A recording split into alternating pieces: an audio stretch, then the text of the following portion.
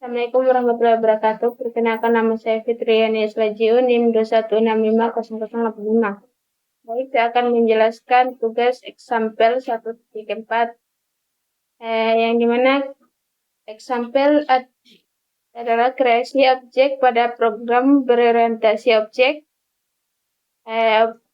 Objek orientasi pemrograman atau OPP melibatkan tahapan sebelum berorientasi dan juga tahapan selama objek tersebut berinteraksi dengan program atau pengguna. Dalam OP, objek merupakan interaksi dari suatu kelas dan setiap objek memiliki atribut, data, dan metode fungsi yang dapat digunakan untuk berinteraksi dengan objek lain atau melakukan tindakan tertentu.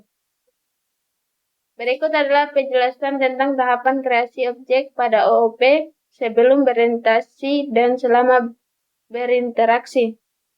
Sebelum berinteraksi, terdapat ada 4 bagian. Yang pertama, perencanaan dan analisis.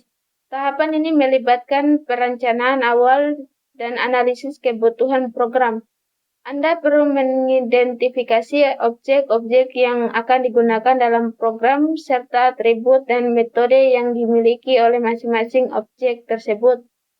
Yang kedua, pembuatan kelas. Setelah perencanaan, langkah selanjutnya adalah membuat kelas-kelas yang merepresentasikan objek-objek tersebut. Anda perlu menentukan atribut-atribut dan metode-metode yang dimiliki oleh kelas. Yang ketiga, inisialisasi objek. Setelah kelas dibuat, langkah selanjutnya adalah menciptakan objek dari kelas tersebut melalui proses yang disebut inisialisasi atau instansiasi. Dalam tahapan ini, Anda membuat objek baru dengan menggunakan konstruktor kelas yang sesuai. Yang keempat, mengatur atribut. Setelah objek dibuat, Anda dapat mengatur nilai atribut-atribut objek sesuai kebutuhan. Atribut-atribut ini merepresentasikan data yang dimiliki oleh objek. Anda dapat mengakses dan mengubah nilai atribut menggunakan metode getter dan setter yang telah ditentukan dalam kelas. Selama berinteraksi,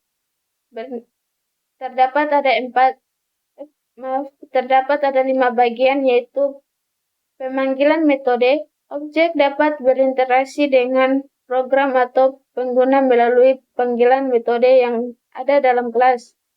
Metode-metode ini dapat digunakan untuk melakukan tindakan tertentu atau memproses data yang terkait dengan objek tersebut.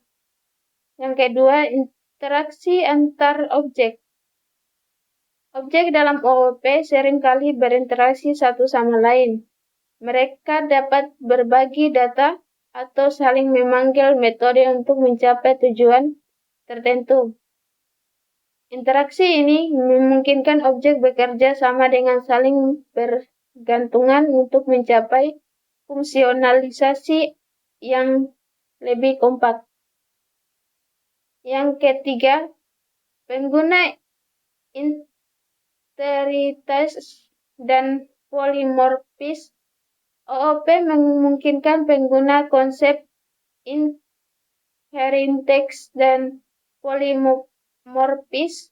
Inheritance memungkinkan objek turunan mewarisi atribut dan metode dari objek induk.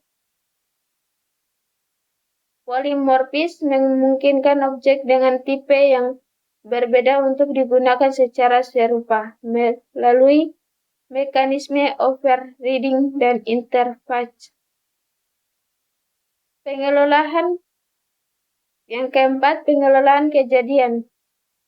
Objek dalam OOP dapat merespon kejadian atau peristiwa tertentu yang terjadi dalam program melalui mekanisme overriding. Objek dapat menjalankan metode tertentu saat kejadian tersebut. seperti klik tombol atau input dan dari pengguna. Yang kelima, penanganan eksepsi selama berinteraksi. Baik, untuk hasilnya baik, ini tampilan example 1.4 seperti begini ya. Sekian dari penjelasan saya. Bila ada salah kata mohon dimaafkan. Bila taufiq wal hidayah. Wassalamualaikum warahmatullahi wabarakatuh.